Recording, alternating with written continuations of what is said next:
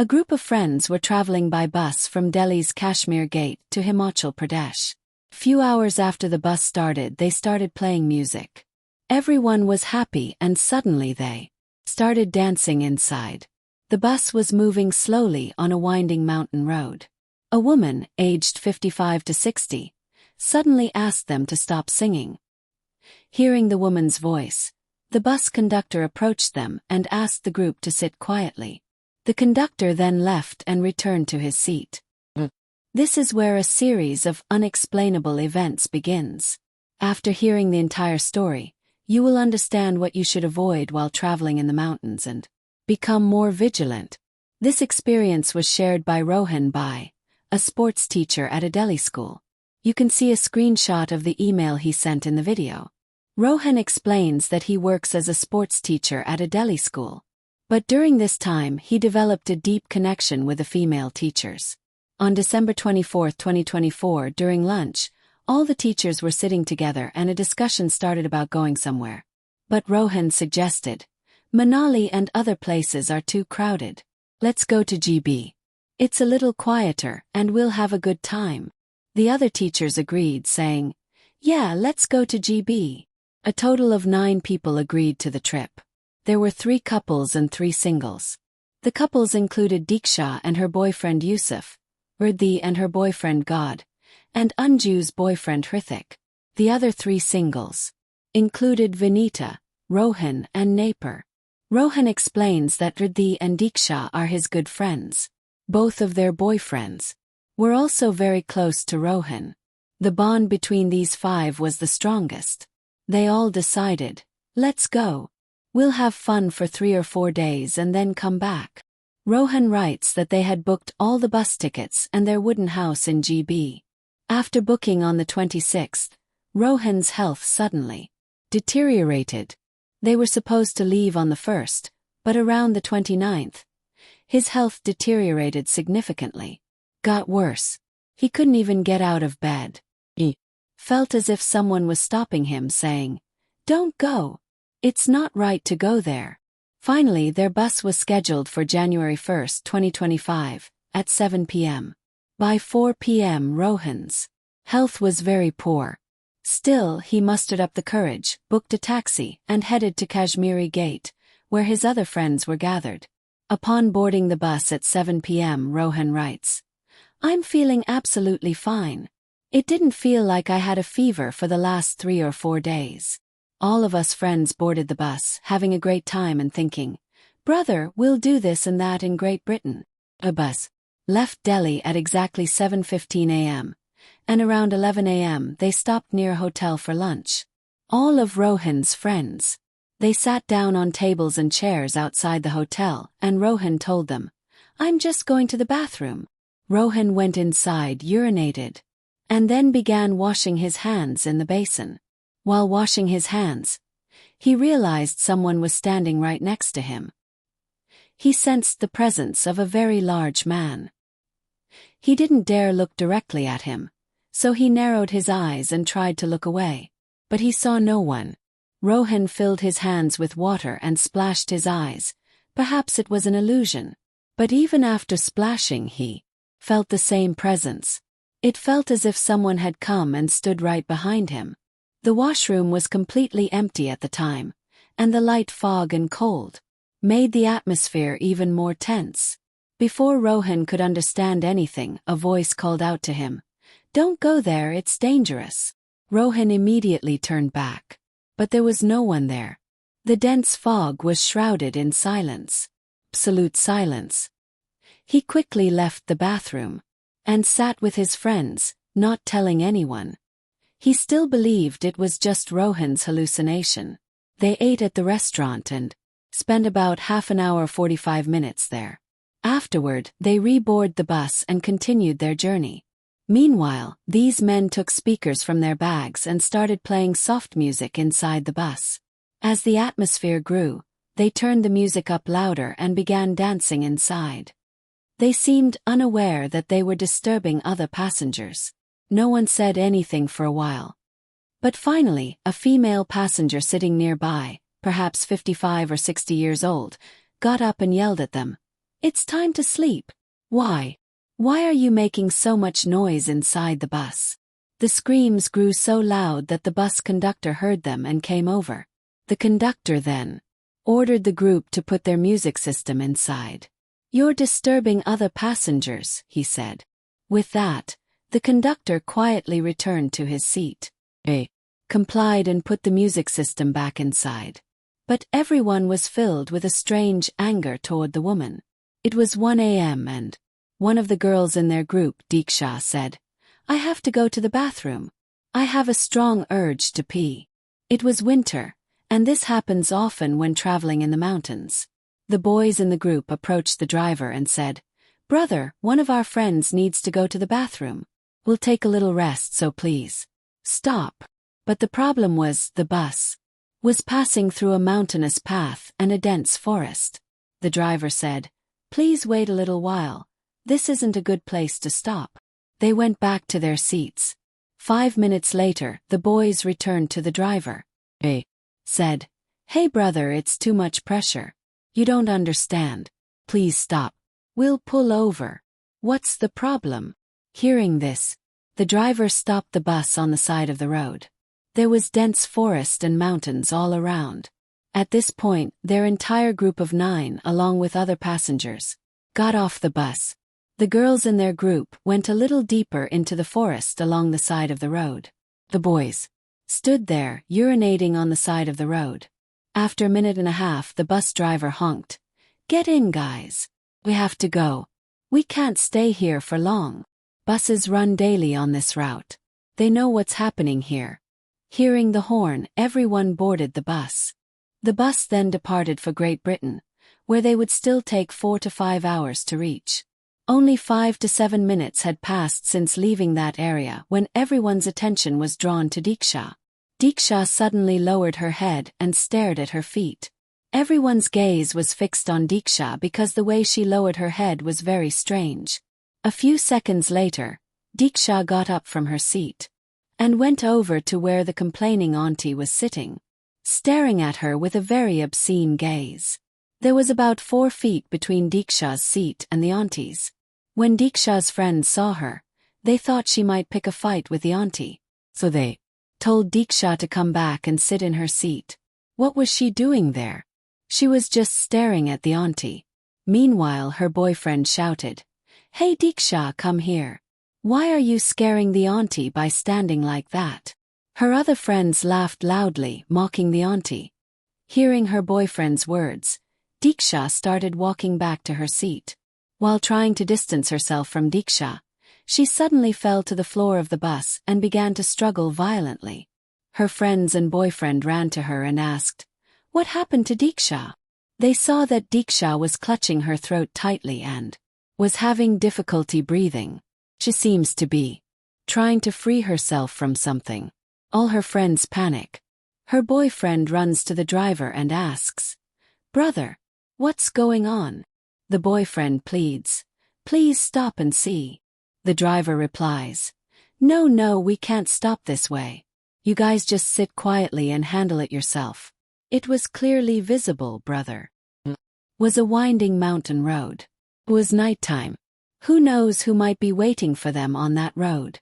Meanwhile, the conductor comes up to them, splashes water on Diksha's face, and asks her boyfriend to move her to the front seat.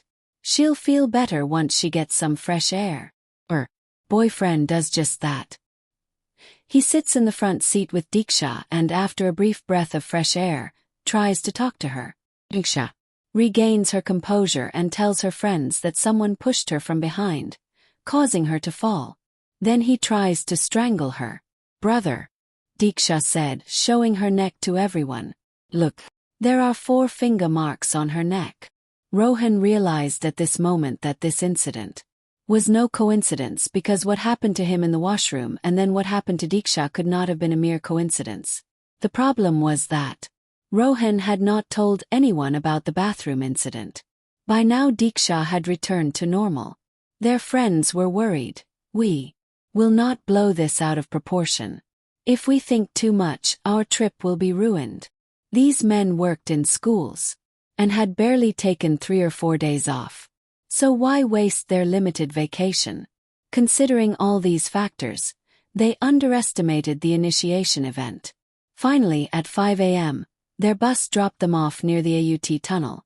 The Delhi-bound bus to Manali usually drops off those going to Jibhi near the AUT tunnel, as the route diverges slightly there. Would still take about 2 hours to reach the wooden house in Jibhi from the AUT tunnel. Therefore, these men had already booked 2 vehicles. At 5 a.m., both vehicles were waiting for them near the AUT tunnel, where they were to go to Jibhi. This is where the real drama began. Rohan writes that there is a Balaji temple near his home in Delhi. He often visits that temple and considers the temple priest his guru.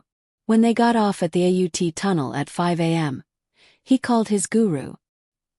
He explained that he had felt something strange in the washroom the previous night, and that his friend Diksha had experienced a similar experience on the bus. The guru said, "Remain calm, you have the Hanuman locket I gave you. Nothing will happen to you." He had been warned several times before, "Don't go there, it's dangerous," but he still didn't listen. The conversation between Rohan and his guru went something like this. Rohan recounts that they then got into their car and headed for Jib via the AUT tunnel. After a 2-hour journey through the valley, they arrived at Jib at around 7:15 a.m. where they had booked a wooden house. They had come in 2 cars. It's noteworthy that their wooden house was located about a kilometer up the main road after a trek. Rohan writes, "My other friends were resting at a restaurant near the AUT tunnel, but I was busy talking to Guruji. By the time I reached Jib, I was feeling an urge to go to Jib." Urdi was also sitting in the same car in which Rohan had come. Rohan said to Urdi, "Guys, I have to go to the toilet now, so you guys do one thing. Unload your stuff while I take a bath." Rohan was a sports teacher and was in pretty good physical condition. So he took the attractive route to the hotel. He checked in, freshened up, and came down after about 10 to 12 minutes. His luggage was downstairs, and the rest of his friends were waiting for Rohan to arrive, hoping they could leave together. But when he got back to the main road, he saw a tree a short distance from where the car had dropped them off. But the tree was right on the edge of the road, and beneath it was a deep ditch. He saw all his friends standing near the ditch, crying and calling his name in anguish. He ran to them, and as soon as they saw him, they were shocked. Rohan asked, "What happened?" He asked, "You just jumped down. How are you getting here?" He asked, "What are you saying?" "I was just..." "You went upstairs to freshen up in the hotel." Then Riddhi explained, "When you went upstairs to freshen up, I told everyone here that Rohan had just left and we'd be back when he returned. But just a minute and a half after you left, we saw you coming downstairs. We even asked you how you refreshed yourself so quickly, but you didn't answer. You ran straight to this tree and jumped into the ditch. Seeing this, we were all terrified. Since then, we've been standing near the ditch, calling out to you. If there's even a 1% chance you're still alive, will you answer?" Now Rohan understands exactly what's going on. It was a ruse. Someone posing as Rohan was trying to trap his friends. But Rohan tries to explain. "You guys have just returned from such a trip, and you might be hallucinating this morning. You must have overthought this, because of what happened to Diksha last night. Now let's go to the hotel." Rohan takes his friends back to the wooden house where they had booked rooms. Rohan explains that there was another house nearby, where the owner and his 2 servants lived. There was a small sitting area outside the wooden house, and right below it was a canal. Some of their rooms were on the ground floor, while others were on the upper floor. They grabbed their bags and went to their rooms. Everyone began freshening up and, meanwhile, Rohan called his guru again. The guru asked him to name all 8 of his friends. Rohan then told the guru that he would be staying with 2 girls named Diksha and Riddhi. But Rohan said, "Okay," and in the afternoon the friends set off to explore Jibhi. After visiting the nearby waterfalls and doing some trekking, they all returned to the hotel in the evening. At this time, the watchman at the hotel lit a bonfire. They all sat around the bonfire, a bottle of rum lying nearby. They drank some rum, and in the meantime, a girl named Diksha said to her boyfriend, "I love you." Her boyfriend responded. But again we see that what Diksha said wasn't actually Diksha's voice. The lover, realizing this, tried to speak to her again. But every response Diksha gave sounded like someone else's voice. This led to a brief altercation between Diksha and her lover. Diksha then stood up in anger and said, "You don't love me. Will die." She ran toward the edge of the property, ready to jump into the canal below. Rohan was already watching Diksha. Guruji had given him his word. As Diksha ran, Rohan ran after her and grabbed her hand. Holding her hand, Rohan shook her hard and said, "Are you crazy? What are you doing?" At this moment, Diksha suddenly regained her composure. Until then, she had felt as if someone had possessed her. After regaining her composure, she asked, "What am I doing here?" "Fall from here." Seeing this, Diksha's remaining friends came to her and put her to sleep in her room. They thought she was talking nonsense because she had drunk too much rum. That night they ate, drank and went to sleep. But when they woke up the next morning, Rohan went to their owner and caretaker and asked, "It was so noisy outside last night. Didn't you guys even come to inquire?" Their owner replied, "We were up until 2 a.m. last night. We didn't hear a sound from outside." Hearing this, Rohan felt a chill. He wondered how it was possible that Diksha and her boyfriend were having such a fight, and yet we went to rescue her, and they didn't even know. He began to suspect that the owner was hiding something from him. Then he thought, "We're only here for tonight. We leave for Delhi tomorrow morning, so why spoil our trip?" That day too, they went for a little walk around the area, and the evening atmosphere was the same. A bonfire had been lit. They sat to one side, sipping their drinks. And just then, a girl named Riddhi pulled her chair aside from the group and sat down. Rohan, sitting alone at a distance near the burning fire, was watching Riddhi carefully, as Guruji had instructed him to keep an eye on her. He saw Riddhi holding her glass, looking up at the sky. He went to Riddhi and, upon closer inspection, he saw that she was looking up angrily. He asked, "What happened? Why are you sitting here alone?" Riddhi, in a tone completely uncharacteristic of hers, told Rohan to leave. Rohan was shocked, as he had never spoken to her like that. What Rohan did was take out the locket he was wearing around his neck and touched it to Riddhi's neck. Riddhi suddenly came to her senses. "What am I doing here?" she asked. Rohan said, "You were just sitting with us and I don't know what happened to you. You came and sat separately." Riddhi replied, "Maybe you were feeling a little stressed about work, so you came and sat here alone." After sitting by the fireplace for a while longer, everyone went to their rooms to sleep. Now watch what happens next. There are 2 rooms on the ground floor. Riddhi and her boyfriend stayed in one room and Vinita, Nupur, and Rohan stayed in the room next to theirs. Rohan explained, "When everyone went to their rooms, the 3 of us locked our room, bolted it from the front, and went and sat in the room next to Riddhi's." Rohan thought, "We'll all sit and talk in Riddhi's room, and when we get sleepy, we'll return to our room." Riddhi was sitting on her bed, her boyfriend next to her. Rohan and Vinny were sitting on 2 chairs. And a girl named Nupur was sitting on the bed near Riddhi's feet. They were all talking. The atmosphere was very pleasant, and suddenly Riddhi started crying loudly. This frightened everyone. Riddhi immediately got out of bed and ran towards the exit. Rohan explained, "Brother, I'm about 61 feet tall and weigh 93 kilograms. I'm very fit and strong." As Riddhi ran towards the gate, I tried to catch her. Riddhi pushed me hard. I fell about 10 meters away from the gate. Before they could do anything, Riddhi ran out and entered Rohan, Vinita, and Nupur's room, which they had locked from the front. She unlocked the door, went inside, and locked it from the inside. Everyone came out and started banging on the door, asking what Riddhi was doing. Now they were all banging, shouting and screaming so loudly. The landlord should have come out after hearing all this noise. But he didn't. Even her friends sleeping upstairs didn't come down. Now, consider this. The room where Riddhi locked herself had a window facing outside. The window was completely covered, but there was a small hole through which one could see inside. Rohan somehow managed to see through the hole. He went over and took a closer look. He found Riddhi standing upright and sliding up the wall. It looked as if someone was pulling her by her hair. Rohan was terrified by this. He called his guru again.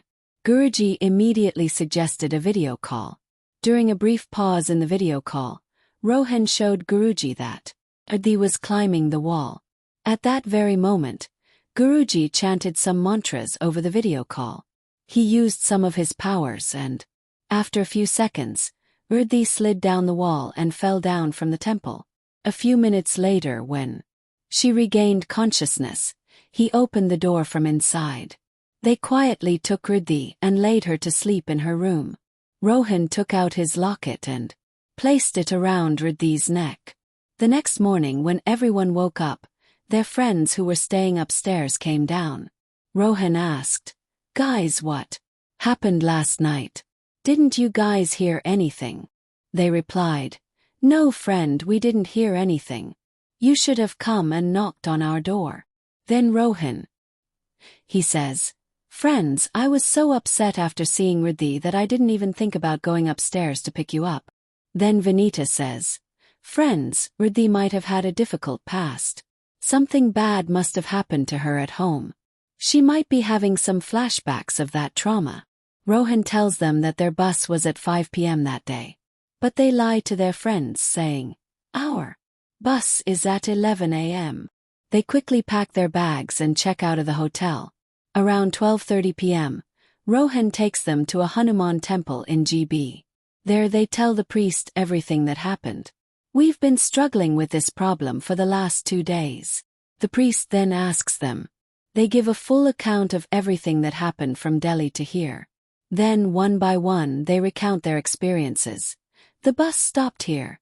We stopped here for lunch. In the washroom." Rohan explains that he heard something similar. They stop to go to the restroom.